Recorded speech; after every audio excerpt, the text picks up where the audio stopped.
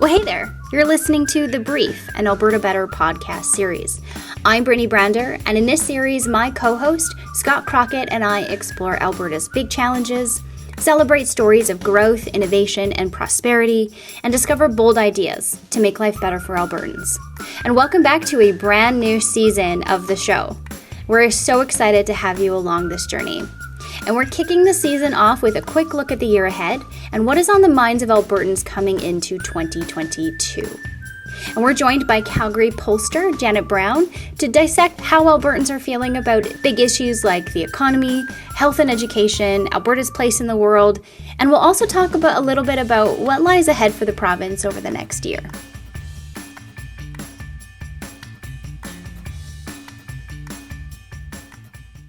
Welcome to the show, Jenna. We're so excited to have you. You know, you are not a stranger to BCA. But before we get into the meat potatoes of our conversation today, can you share just a little bit about yourself for our listeners who may not know who you are? Yeah, great. Well, I'm a pollster. Some of my relatives think I'm an upholsterer, but I actually just do polling. I don't do chintz versus florals.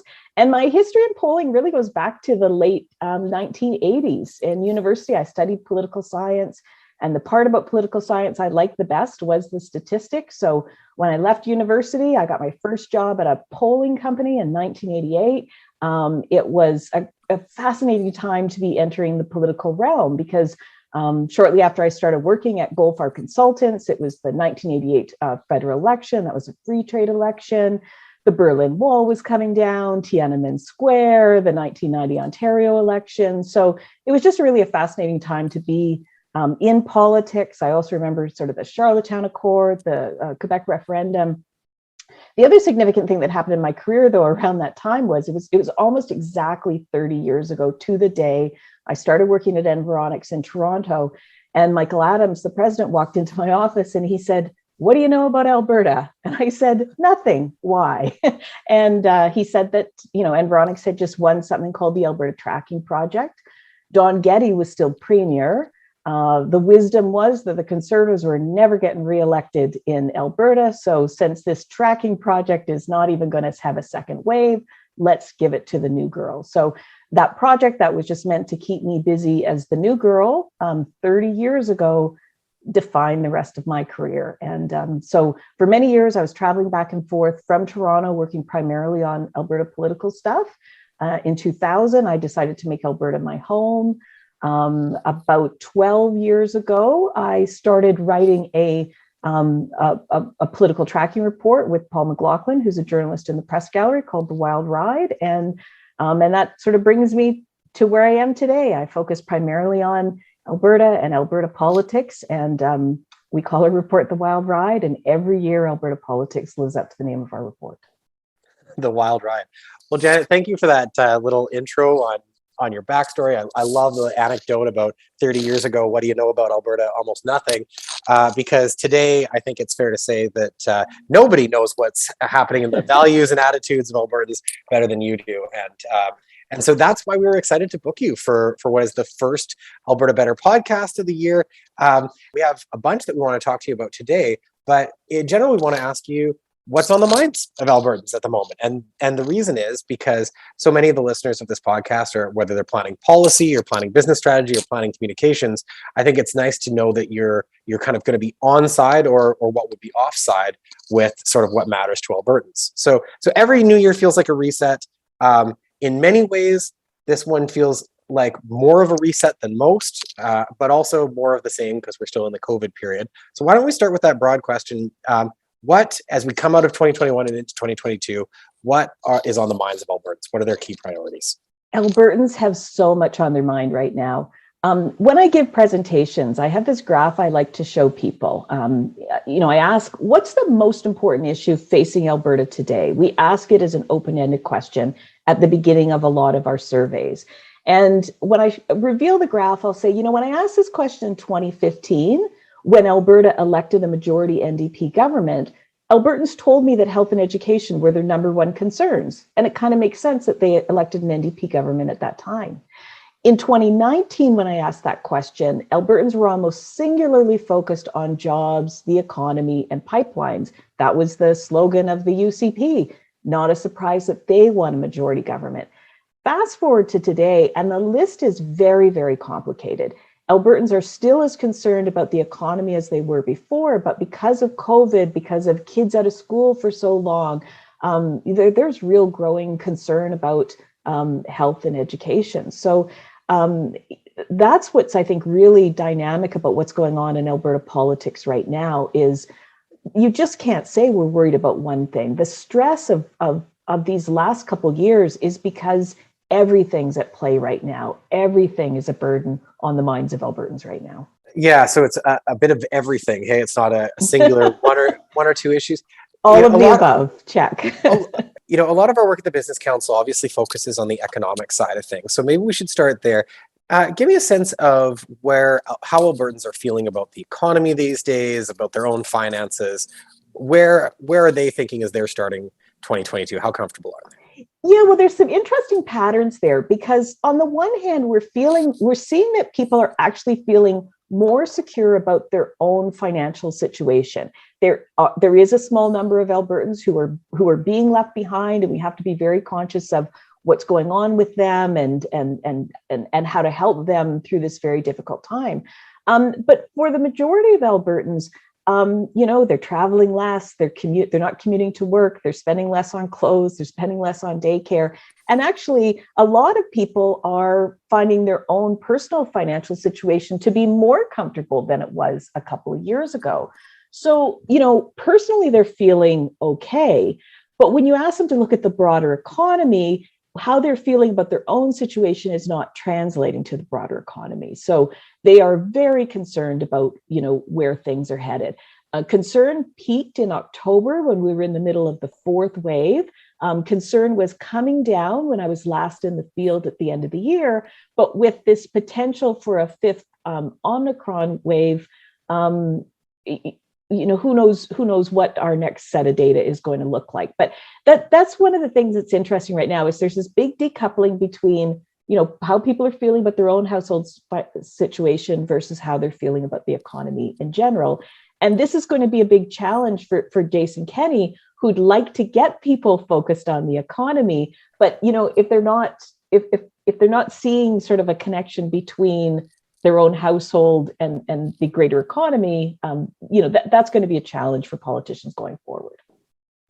Yeah, I think, and for anybody who's communicating to Albertans, it's sort of interesting to understand that when they're looking at their own bank account, Albertans might be actually feeling a little bit more comfortable than they were at another point, even if that's not how we're sort of seeing the overall economy. So if that's the economic side of things, let's shift over to what I might call sort of the social prosperity side of things. What can you tell us about how Albertans are viewing the importance of social prosperity issues? Things like, healthcare, education, but maybe also even safety and housing. What are they telling you there? Mm-hmm. Well, of course, we did a big piece of research for the Business Council of Alberta, and we're still working on that data. So I'm only going to tease it a little bit. You can share a bit for sure.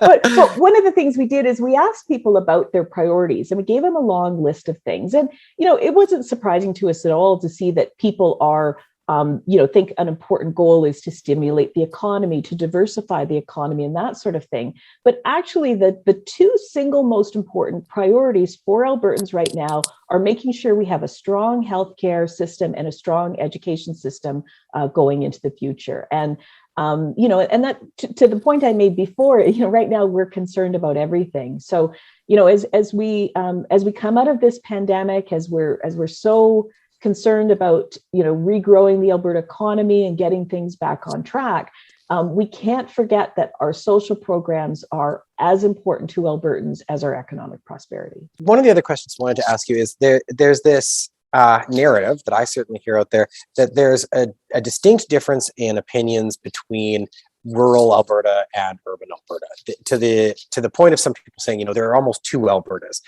How does that play out in your research? Is that true? Are there two Albertas when it comes to our priorities and what we want for the future? Well, there's many Albertas. I'd say there's at least three Albertas. When you're really trying to understand Alberta from a political point of view, I think of three solitudes. there's Edmonton, there's Calgary, and then there's the rest of the province. When I talk to people outside of Alberta, they'll say to me, "Oh, I hear you live in Edmonton." I'm like, no, I live in Calgary. And they're like, "Oh, same difference," right? To somebody in Toronto, they think Calgary and Edmonton's like Kitchener, Waterloo. But it's not. These two cities are so fundamentally different from a values point of view, from how they vote, those sorts of things. And then you've got, people who live outside of the big cities, and you could even, parse them out a little bit more. But when it comes to polling, there's lots of examples where pollsters get Alberta wrong. And one of the reasons they get Alberta wrong is because, they do a national sample of 1,000 or 1,200, or even if they do 2,000, and they talk to 100 people in Alberta, 150 people, and, and they don't really keep track of where those people are. And if you talk to 100 people in Edmonton, you're going to get a very different sense of what's going on in Alberta than if you talk to 100 people in the rural areas. So one of the things I really try and drive home to my clients is, if you're going to understand Alberta, you have to understand that this is a very diverse province, and that, we talk all the time about sort of total numbers, but the regional numbers are always fascinating. And it's so important that we pay attention to those differences to really wrap our heads around what's going on in this province. Well, and what are those three solitudes telling you at the moment? So, if you're advising someone on planning their, strategy for the year, or their communications for the year, what do we need to know about those three solitudes? Well, let's start with Edmonton. So, Edmonton is, the words progressive and conservative are kind of overused. I'm using them in very general terms, but, Edmonton is a pretty progressive city. I'd like a national researcher to sort of like do a city index and rate all of the different cities. And I think you'd find that Edmonton is one of the most sort of progressive cities in Canada in terms of its social values, in terms of the way it votes and that sort of thing. So you've got, Edmonton, this very progressive place. It's a government town. It's a town that relies on, universities, it's research, it's that sort of thing. And then you've got Calgary, and Calgary is always very close to the provincial average in terms of, where we sit.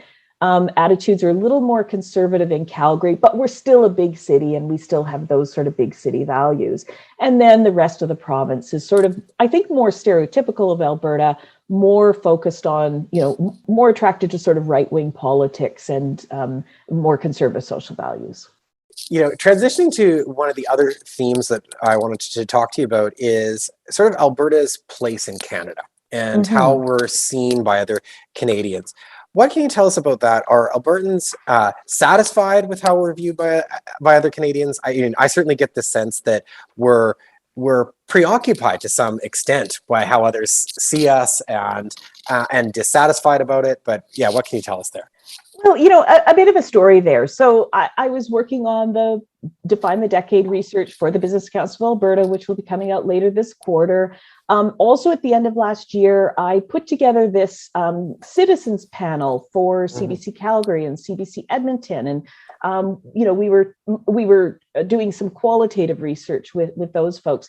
And one of the things that came out of both of those pieces of research was this sort of preoccupation with how Alberta is appearing to the rest of the country. And, research participants were telling me that they're worried about how the chaos is playing out, how people are perceiving that chaos. So it really got me thinking that, we should, the political turmoil, the COVID turmoil, it would be interesting to try and get a sense of how other Canadians were looking at us. And to plug another podcast, I was talking to Kathleen Petty from the West of Centre podcast. And I said, it would be cool, Kathleen, if you got some, smart people from outside of Alberta to reflect on Alberta. So Kathleen doesn't miss a beat. She books Peter Mansbridge and David Hurley. And I encourage anybody who's interested to go back and listen to that podcast that was recorded at the beginning of December. And Kathleen also invited me to be on that podcast. So I thought, wow, if I'm going to be on with Mansbridge and Hurley, I better have something to say. So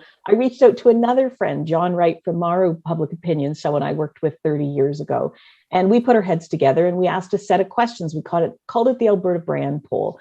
We presented 11 points to people and asked people across Canada to tell us how they felt about Alberta. Now, one of those 11 questions sort of became the headline. It got a lot of play. It caused a little bit of controversy. But one of our findings was that, 50% of Canadians say they would be comfortable living in Alberta. The headline said moving to Alberta. That's not quite what the question was, but at any rate, there was some people sort of took umbrage with that. There was much more in the survey, though, and I think it did paint a picture that showed that Albertans feel much more positively about the province than other Canadians do. So, being comfortable living here, there's a lot of things that factor into that. But we also asked about, did they think that Alberta was welcoming to newcomers? Did they think it was a good place to raise a family? Do other Canadians respect our political leaders? And so it painted a really interesting picture in that there was only one of those 11 questions where Canadians gave Albertans a higher mark than Albertans gave themselves. So it was a really interesting exercise. I encourage anybody to look at that data who's interested. But I think probably one of the things that research does is it raises more questions sometimes than it answers. But I think it gave us a really interesting insight into how does Alberta appear to other people, and as our economy grows, how attractive are we going to be as a place where people might want to start their career or build their career? Yeah, and that matches up with what I sort of hear in the streets and feel in Alberta, that people who live here know that it's a place that cares about climate change and is very welcoming to newcomers and has an amazing, strong energy industry, but also has fantastic, diverse tech industry and ag industry and film industry beyond that. But Albertans feel like that's not well known outside of the province. And so it's interesting that you backed that up with some numbers. And I think, generally speaking, Albertans wish we were better known for some of those things. Right. And Alberta's always fighting against the stereotype, right? And so I think the data kind of bears out that other Canadians, for the most part, on balance, think positively about Alberta, but some of the stereotypes are still quite strong. And I think an organization like the Business Council of Alberta has got to think about Alberta's brand, and we've got to think about what we're projecting, not just to the rest of Canada, but to the rest of the world. And that's really, we were trying to hurt anybody's feeling with the polls. With the poll, we were just trying to get a sense of what the brand is, the reality versus the perception. Well, and I've been in branding a long time. And that's what you're always doing. And so just to ask you one sort of pointed question about the number that made the headlines, about 50% of Canadians saying that they'd be comfortable living in Alberta. I know you didn't, the scope wasn't to ask this for every other province, but, reaching into your experience in this area, do you think that that's lower than you'd see elsewhere, or do you think that that's about average? Well, we did ask that question again. So we took a lot of criticism because everybody focused on the headline. So my pal John Wright at Maru went back into the field and asked that question: would you be comfortable living in this province? And asked it for all provinces. I think he lumped Atlantic Canada together, but he asked it for all provinces. Sure. And that data was released on Monday. So anybody who wants to find that, they can find it on Monday. So we got almost exactly the same number again for Alberta. So it just confirmed that the methodology was sound. And when you rank Alberta against the rest of the country, we tie for third. So British Columbia gets sort of highest marks for being a place that people think they'd be comfortable. Atlantic Canada is next. And then Alberta and Ontario are tied. Manitoba and Saskatchewan sort of, lag behind. But the lowest number we got was 29% of people saying they'd be comfortable in Quebec. And, we speculate that really comes down to sort of, language and values and that sort of thing. So, we'd probably be more attractive to other Canadians if we had an ocean. There's very little we can do about that. Right. Yeah. I mean, we're always talking about, getting Alberta's project to Tidewater, but if we could get our tourists to Tidewater too, that would be important. So what we found out was that number that was so controversial, half of Canadians said they'd be comfortable here. What we found is that that's on par with Ontario. Some provinces are higher, some provinces are lower, But because we had the 11 questions about the Alberta brand, I think we have a better idea of why Alberta got 50% than the ratings that the other provinces got. So the headline, not as sensational as it might have seemed, but still work to be done in the Alberta brand overall, which I think. Well, and it's sort of like, you get a number like 50%, and the question is always, well, is that glass half full or is that glass half empty? And and the way people responded to that poll, I think, was a great exercise in whether people see glasses as half full or half empty. So I want to continue to talk about brand. But I want to talk about brand of business, because obviously BCA were founded on this idea that business has a broader role in society. And so when we started the Business Council of Alberta, we asked you to ask Albertans whether they agreed with the statement, when business does well, they do well. And in 2019, about 49% of Albertans agreed with that. And then in some of the more recent polling you've done for us, we found that number increased to over 80%, which is a very considerable shift in just a few years. So can you walk us through what might be driving that shift? Yes. And, we rarely see data jump this much in such a short period of time. But of course, we're going through this tremendous period of COVID, and it is changing a lot of attitudes. Now, traditionally, Albertans have always felt more positively about business and the role of business in society than other Canadians. But when we asked the question pre-pandemic, we gave people an agree, disagree statement. Do you agree or disagree that when business does well, everyone does well? And, like you said, about half of the people agreed with that, sort of, half didn't. We were kind of divided on that. We asked it again last year, and the number was 80%. Now, I do have to point out, we did tweak the question a little bit, and perhaps the different question made it a little easier for people to agree with. Originally, we asked, when business does well, everyone does well, including the poor. We dropped the including the poor. That could have made it easier for people to agree to. So I think there's a bit of a methodological thing in there, but I actually think there's a real change driving that. And I can see that in some of the other data. We asked people how they felt different individuals and organizations were operating during the pandemic. We asked them sort of, whether they approve or disapprove of the way, different groups behaved during the pandemic and reacted to the pandemic. And business got top marks. I remember when that data came out saying to Scott, like, wow, business, and particularly small business, is really the unsung hero of the pandemic. We have been frustrated with governments. We have been, frustrated with our fellow citizens. But I think there is this sense in Alberta that, businesses proved really how resilient they were.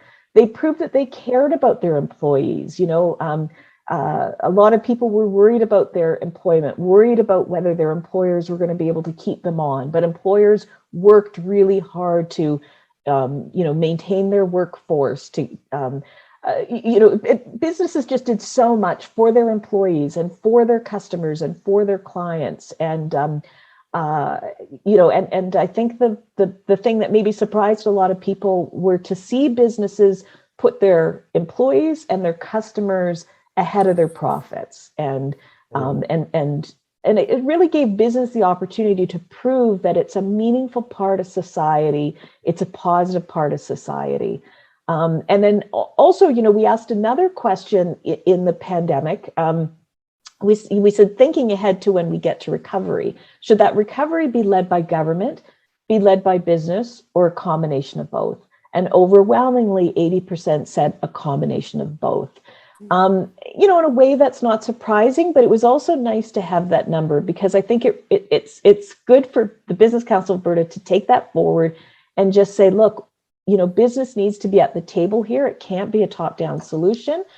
Business played an important role in getting Alberta and Albertans through this crisis, and we will play an important role in getting us to, the next stage of Alberta's economic growth. Yeah, industry-driven solutions for sure. To follow up on that, when we do move into an endemic phase of the pandemic, whenever that might be, what can business leaders, this is kind of a two-part question. So the first part is, what can business leaders do to maintain this positive reputation over the long term? And then do you see any barriers that are standing in business leaders' way? Yeah, well, I think what was refreshing for a lot of Albertans is that business didn't put their shareholders first. And so I think going forward, business has, of course, they have to make money for their shareholders, but I think business has to demonstrate that they understand that they have greater responsibilities beyond just shareholders.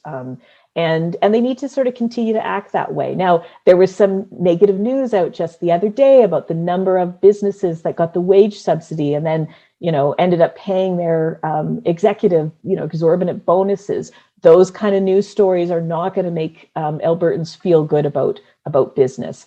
But for the most part, those were national and international companies. And one of the things we do find in our research is the closer you get to home, Alberta-based businesses, local businesses, small businesses, the closer you get to home, the more faith Albertans have in businesses and the role that business plays in society. So I think going forward, as I said before, business demonstrated how resilient they were. They demonstrated that they could, really be compassionate to the people that depended on them. And I think they just need to, as we